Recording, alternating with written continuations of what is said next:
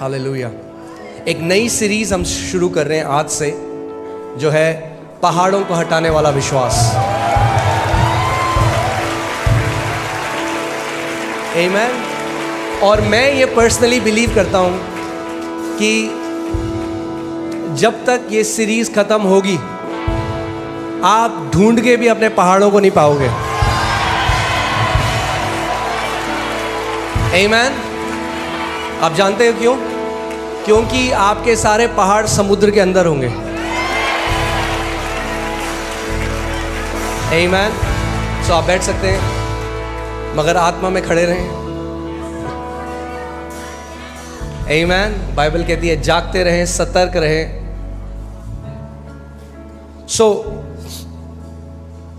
चलिए हम प्रार्थना करते हैं और फिर हम वचन की तरफ जाएंगे।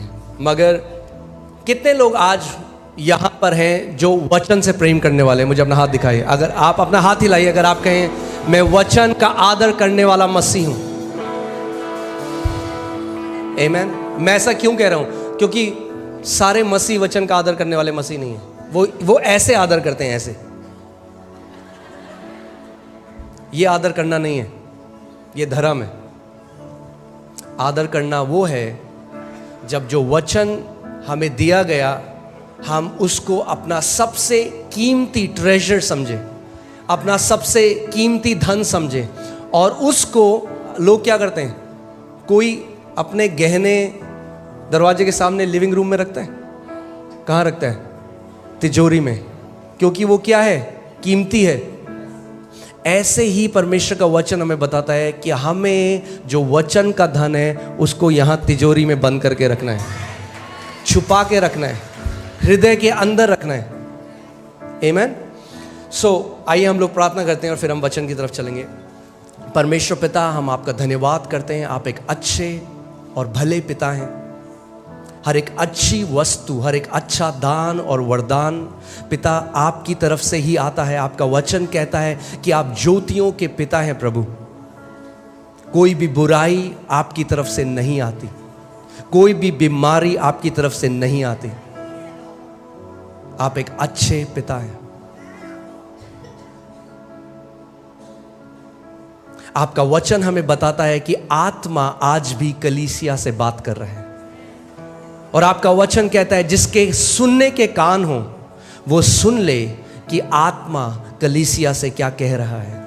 और प्रभु मैं प्रार्थना करता हूं यहां पे जितने लोग आए हैं उनके सुनने के कान हो प्रभु, वो तेरे वचन को हल्का ना जाने प्रभु, वो तेरे वचन को एक आम वचन की तरह ना सुने प्रभु, पर ध्यान धर कर वो तेरे वचन का आदर करें प्रभु।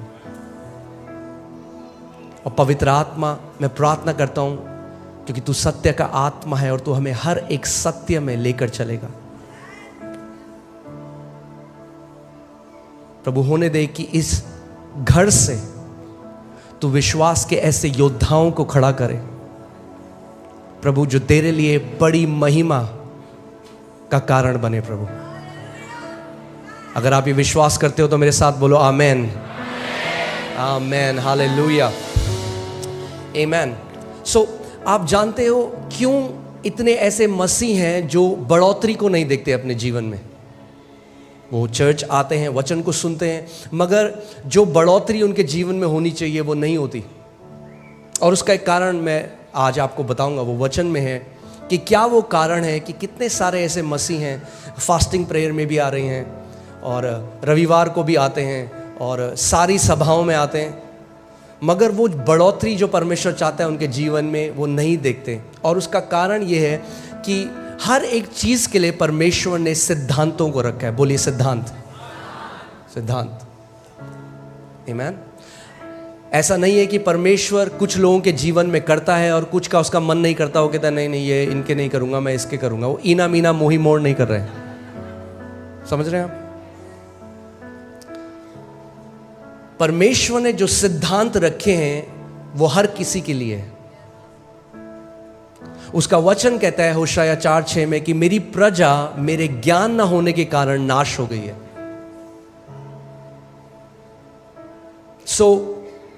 अगर हमें परमेश्वर के वचन का ज्ञान नहीं है तो क्या होगा?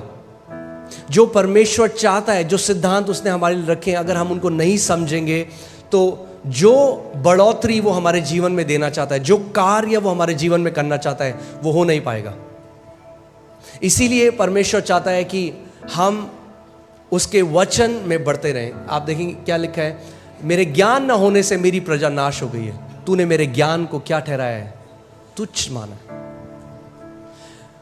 वो लोग, वो मसीह लोग आज जो नाश हो रहे हैं, उनके पीछे ये कारण नहीं है कि शैतान बहुत बड़ा है। शैतान बड़ा नहीं है, वो इसीलिए क्योंकि उन मसीहों ने परमेश्वर के ज्ञान को तुच्छ जाना। देखिए कितने मसीह ऐसे, उनके कानों में ना खुजली है। क्या है खुजली? क्या है? कुछ नया सुनाओ पास्टर। अरे पास्टर ये तो विश्वास तो आपने ऑलरेडी 12 कर रहे, सुन लिया हमने, किताब भी लिख दिया आपने विश्वास के बारे में, कुछ नया सुनाओ पास्टर, कुछ नया। हमें कुछ नया रेवलेशन सुनना है। क्या सुनना है? नया रेवलेशन। जो पुराना सुना है उसके फल हैं कुछ जीवन में?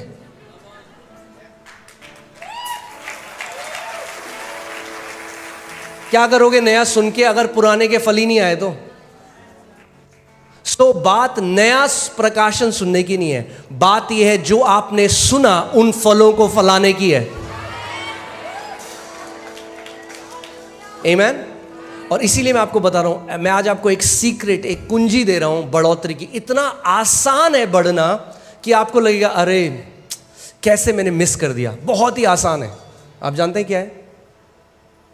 वचन में चलते हैं। 1 कुरिन्थियों 3 उसकी 6वीं आयत देखिए। यहां पे पौलुस प्रेरित क्या कहते हैं? मैंने पौधा रोपा, अपोलोस ने उसे सींचा, पर किंतु परमेश्वर ने उसको बड़ा किया। इंग्लिश बाइबल से गॉड ब्रॉट इंक्रीज, यानी परमेश्वर बढ़ोतरी लेकर आया। परमेश्वर सीधे बढ़ोतरी नहीं ला सकता आपके जीवन में। ध्यान से सुनिए मेरी बात को। कई लोग कहते हैं प्रभु बढ़ोतरी दे, प्रभु बढ़ोतरी दे। नहीं ला सकता बढ़ोतरी। अगर प्रभु को बढ़ोतरी लानी है तो किसी को पहले बोना पड़ेगा वचन, फिर किसी को उसको सींचना पड़ेगा, फिर बढ़ोतरी आएगी। बढ़ोतरी तीसरा स्तर है। पहला स्तर है बीज को बोना। क्या है पहला स्तर? बीज को बोना। दूसरा स्तर है उसको सींचना, उस पर पानी डालना। आप बेस्ट क्वालिटी का बीज ले आइए, आप कश्मीर जाइए, वहाँ से आप सबसे अच्छा बीज ले आइए सेब का। मगर अगर आपने बीज बो दिया और उसके बाद भूल गए तो क्या होगा? वो बीज कभी भी बढ़ नहीं सकता। और परमेश्वर का वचन हमें मरकुस 4 अध्याय में बताता है, यीशु मसीह ने कहा कि बोने वाला क्या बोता है? बीज। और बीज क्या है? परमेश्वर का वचन। सो पौलुस ने क्या बोया कुरिन्थियों के जीवन में? बीज बोया, यानी वचन बोया। यानी ध्यान से सुनिए, जब आप पहली बार किसी वचन को सुनते हैं तो वो वचन बोया जाता है, यानी प्लांट किया जाता है इंग्लिश बाइबल में, ठीक है। मगर जब आप उसको बार बार सुनते हैं तो वो सींचा जाता है, फिर बढ़ोतरी आती है। कितने मसीह ऐसे हैं उन्हें बार बार नई शिक्षा चाहिए मगर वो उसको सिंचाई नहीं होने देते अपने हृदय में। यानी अगर आपको बढ़ोतरी चाहिए, प्रार्थना से नहीं आएगी। पड़ोसी को बोलो, बढ़ोतरी प्रार्थना से नहीं आएगी। यही कई मसीह लोग नहीं समझते। कई लोग देख रहे हैं एक दूसरी तरफ, ये क्या सिखा रहे हैं पास्टर, ये आप सही नहीं बोल रहे हो। आई आपके जीवन में बढ़ोतरी, 30 साल से प्रार्थना कर रहे हो। ध्यान से सुनिए, मैं प्रार्थना करने वाला व्यक्ति हूं। हम लोग ऑल नाइट प्रेयर करते हैं, रोज घंटों अन्य भाषा में प्रार्थना बहुत ज़रूरी है, उसकी अपनी एक जगह है। मगर प्रार्थना बिना वचन के कुछ काम नहीं करेगी।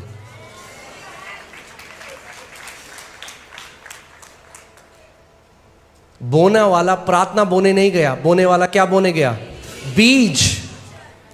आप प्रार्थना के द्वारा आपने नया जन्म नहीं पाया। परमेश्वर का वचन कहता है, पहला पत्रस 1:23, तुमने परमेश्वर के अविनाशी वचन के बीज के द्वारा नया जन्म पाया है।